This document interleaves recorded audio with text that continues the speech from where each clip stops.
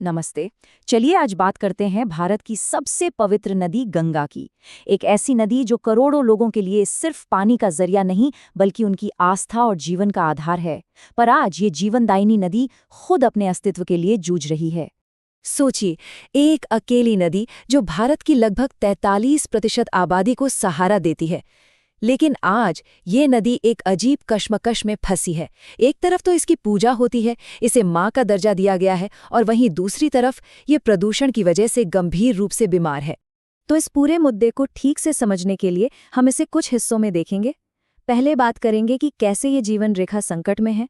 फिर उन 3 मुख्य समस्याओं को जानेंगे जो इस संकट की जड़ हैं। इसके बाद हम एक ऐसे अनदेखे सीवेज गैप की बात करेंगे जिसके बारे में बहुत कम लोग जानते हैं।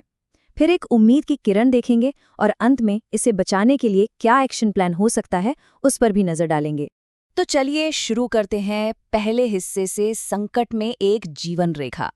दशकों से कोशिशें हो रही हैं, लेकिन फिर भी संकट कम होने की बजाय और गहराता जा रहा है। गंगा को साफ करने की कोशिशें, आप जानते हैं, कोई आज की बात नहीं है। ये कहानी शुरू होती है 1986 में, जब गंगा एक्शन प्लान यानी GAP1 लॉन्च हुआ था। फिर 1993 में इसका दूसरा फेज आया और 2009 में इसे एक नए नाम राष्ट्रीय गंगा नदी बेसिन प्राधिकरण के साथ फिर से शुरू किया गया। लेकिन इतने सालों और इतने कार्यक्रमों के बाद जमीनी हकीकत क्या है? सच तो ये है कि लगभग 30 साल की कोशिशों के बावजूद नदी की 2500 किलोमीटर की लंबाई के ज्यादातर हिस्से में फीकल कॉलिफॉर्म, जो कि एक खतरनाक प्रदूषक है, उसका लेवल आज भी बहुत ज्यादा बना हुआ है। तो सवाल ये उठता है कि आखिर ऐसा क्यों है? नदी इतनी प्रदूषित क्यों है? चलिए अब दूसरे भाग में इसी को समझते हैं। इस पूरी समस्या को समझने के लिए हम इसे 3 बड़े हिस्सों में देख सकते हैं। सबसे पहली और बड़ी वजह है नदी में पानी का कम होना। दूसरी वजह है शहरों से निकलने वाला बेहिसाब सीवेज। और तीसरी वजह है जो नियम कानून बने हैं उनका सख्ती से पालन न होना। अब यहाँ एक बहुत ज़रूरी बात समझनी होगी, जिसे कहते हैं इकोलॉजिकल फ्लो। ये है क्या?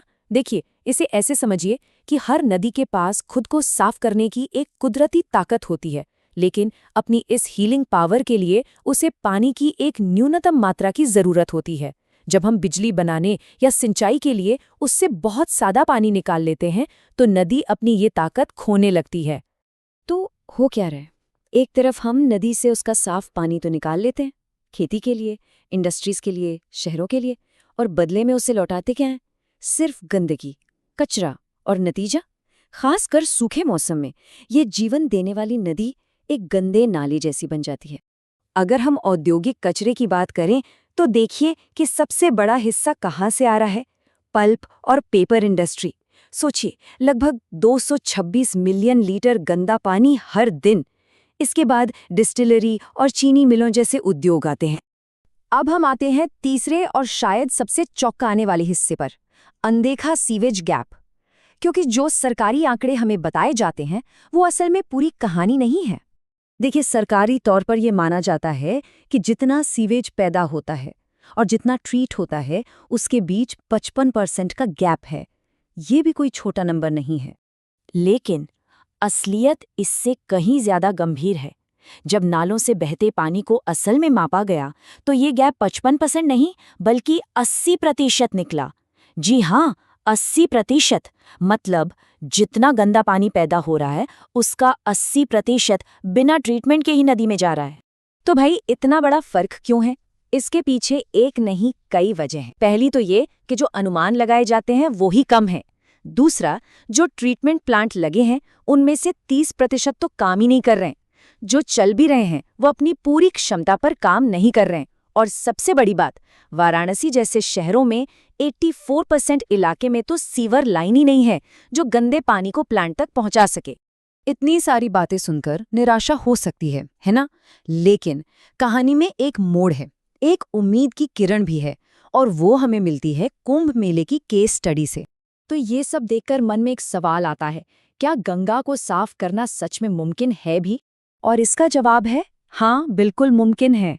और इसका सबसे बड़ा सबूत हमें 2013 के कुंभ मेले में मिला, जब करोड़ों लोग इकट्ठा हुए थे, तब एक संगठित कोशिश से ये साबित हुआ कि नदी को साफ किया जा सकता है, भले ही कुछ समय के लिए ही सही। तो आखिर कुंभ के दौरान ऐसा क्या सही हुआ?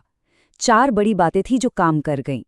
सबसे पहले ये सुनिश्चित किया गया कि नदी में पानी का बहाव बना रहे।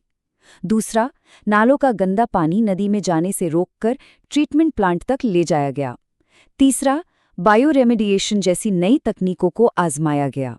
और चौथा, नियम सख्ती से लागू हुए और प्रदूषण फैलाने वाली सभी चमड़ा फैक्ट्रियों को अस्थायी तौर पर बंद कर दिया गया। तो इस कामयाबी से हम क्या सीख सकते हैं? यही हमें ले जाता है हमारे आखिरी हिस्से पर, एक्शन के लिए एक ब्लूप्रिंट। गंगा को साफ करने के लिए 4 जरूरी कदम। तो ये एक्शन प्लान 4 मजबूत पिलर्स पर खड़ा है।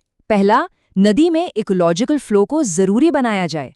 दूसरा, हमें हर जगह पाइपलाइन बिछाने की बजाय नालों में ही पानी को साफ करने के तरीके सोचने होंगे। तीसरा, इसकी फंडिंग के लिए एक स्थायी मॉडल बनाना होगा।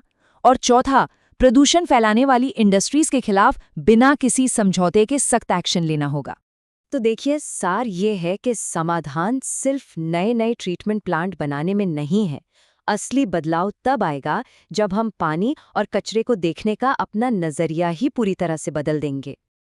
और ये पूरी बातचीत हमें एक बहुत गहरी सोच के साथ छोड़ जाती है। हमें ये सीखना चाहिए कि हम सब बहाव की दिशा में नीचे रहते हैं, यानी नदी के ऊपरी हिस्से में जो होगा उसका असर हम सब पर पड़ेगा जो बहाव में नीचे रहते हैं।